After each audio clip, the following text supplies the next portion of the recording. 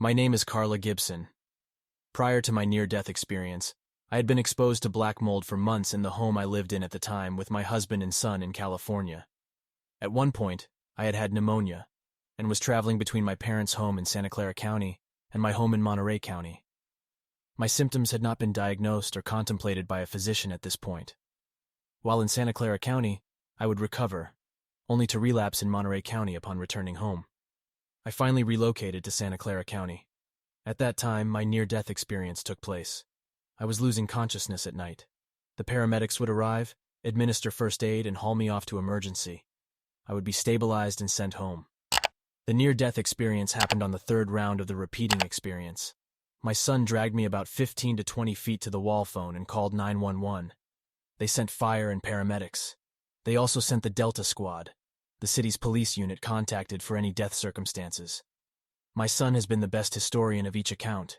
He was 17 at the time. According to him, they injected my heart almost immediately, then the paddles.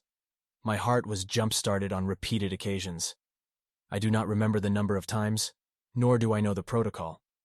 All the while, oxygen was administered. There is an aside here that is unique to my experience. The fire captain would listen on his unit and come from wherever he was to be with my son. On this particular occasion, he arrived in casual attire, worn blue jeans and sweater, complete with slippers. My personal experience follows. Let me begin by saying that the idea of pleasant emotions does not apply here. I knew exactly what was transpiring, and I was not happy. My first recollection was being in a darkened tunnel, similar to many photos that I have since viewed of deep underground tunnels in the city of New York. The light was dim. I was aware of low volume conversing around me, and the activity of groups of people walking past me as well as individuals. They were all ages. I refused to focus. The entire landscape was cast in shades of gray. Through past life regression exercises, I have learned to look down at my feet first to get my bearings. I looked down and focused upon my feet. I was barefooted. I fixed my eyes upon my feet to get into my present situation with more clarity. This took what seemed to be a few moments. When I dared to look up, I could see persons walking that were about 5 feet away. The tunnel was about 75 feet high at the center and maybe 30 feet across. At that point, a man came into my view and walked about 2 to 3 feet in front of me at a 30-degree angle from a starting point of maybe 10 feet away. He looked like a 1940s gangland character. His nose was long and pointed. He had a white wall haircut and a face, as they say, only his mother could love. He wore a felt hat, pulled down in the style of that era. He glared at me, swerved away, and kept walking. He was all in shades of gray down to his cuffed slacks. He was scared, angry, and hostile. I looked at my surroundings. The tunnel was huge. Everyone was walking from my left to right. I was against the wall of the tunnel. No one was close to me. I became aware that I was moving too, just with less conviction and much slower with stops and starts. Then, I became aware that the top 1/3 of the tunnel was beginning to fill with light from a location further down the tunnel. Yes, the light had an ethereal quality. It was a lovely vibrant butter yellow as it became more infused across the ceiling of the tunnel. I really wanted out of there. My next recollection is of a dark room, or location that felt like a room. Pitch black dark. I am very aware that I am not alone. I also do not feel as incorporated as a physical entity. I am less certain of my form. There is a very intense struggle going on here. I am refusing to discorporate, as it were. There is intense discussion between myself and at least 2 other beings. I cannot see them. However, their presence is intense. There is a struggle to stay in this body. I start reciting an incantation that I was taught by my therapist that she insisted the Catholic priests used while performing exorcisms. I am aware of how strange and ridiculous this sounds. I can only imagine all the strange manner of things that get repeated in this questionnaire. I could barely get it out at first. I repeated it over and over. As I came to in my mother's kitchen, the sight in front of me was telling. I was pushed back against the wall. The gurney was pulled as high as it could be so it could be pushed. I was strapped in, covered thoroughly, wrapped in blankets. Standing a few feet away from me was a speechless group of 4 paramedics, 4 fire rescue crew, the Delta Squad policewoman, the fire chief, and my son. Apparently they were getting ready to declare me dead when I started shouting my incantation. I remember coming to consciousness reciting. I did not know that I had been shouting. On my end, it was a struggle to get the words out. I was taken out after they all gave me a greeting one by one. I admonished the Delta Squad woman for not taking off her sunglasses. She was, I am sure, behind those glasses, hiding with relief from this strange encounter. The room simply came into focus. My son was being comforted with a strong arm around his shoulders. I asked the chief to stay with my son until everyone left.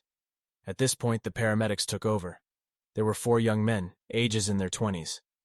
They all wanted to talk to me at once when we got to the ambulance. I remember the expressions of uncertainty on all but one.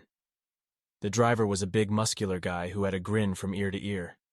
He patted the back of his seat over his head and said, "Put the lady up here by me." He then asked if they could take a minute or two to recite to me their experiences with my rescue. Apparently, they all had never seen anything like it. I was going to be covered up, my face, when I started hollering a prayer. The paramedics and fire rescue all jumped and started swearing. Then they listened to my incantation, dumbfounded. I went from silence to shouting, not present to very present. The driver told me that I was going to make the annals of the stories they told for years to come. I do not give out the details of my incantation. However, it involves acknowledging the Trinity and blue flame, and a sword. Yep, I do believe that the incantation has power independent of any person reciting it. I also know the incantation goes back in time prior to the beginnings of organized religion. I do not know how the reciting of it aided me. I only know they all heard me in my mother's kitchen that night. Upon reflection, I do know that I had to fight, struggle, to not give in to the experience. Scientifically, I cannot imagine that my experience is more than a yarn. There are gaps of awareness in the transitions I experienced. The emotions were intense, mostly extreme determination to stay. I can remember the tunnel vividly, the emotions emanating off those walking past me, speaking in hushed tones, some comforting each other, quiet reverence and fear. There was never any awe or jubilation coming from anyone. The tunnel had groups and individuals passing through. I have since seen photos of tunnels that look exactly like the one in which we were. Maybe other tunnels carry happier versions of what I was experiencing. There was no happiness or joy involved. I was taken to Stanford Hospital. I was diagnosed with lack of arterial oxygen. I was on an oxygen machine for an entire year of almost around-the-clock use. I still use oxygen from time to time. 7 years have passed. I went to many near-death sites and was totally discouraged. I just found the website tonight in a fit of insomnia. I am certain that I had an out-of-body experience. My oldest child has a doctorate in biological anthropology. She would like to insist that my brain was creating the entire experience, that all near-death experiences are the brain's activity, nothing more. Over the years, my son has not wanted to disclose much of anything until maybe the last year or so, at which times he has confirmed what the paramedics divulged. He also has been exceptional at remembering details. He has had mild post-traumatic symptoms that he is now able to process. I am grateful to be here in this body, in this life. My first grandchild was born 5 months ago. I desire to help my son with his college education, and to be around to fulfill my desires with a career in the healing arts. I am grateful for this experience.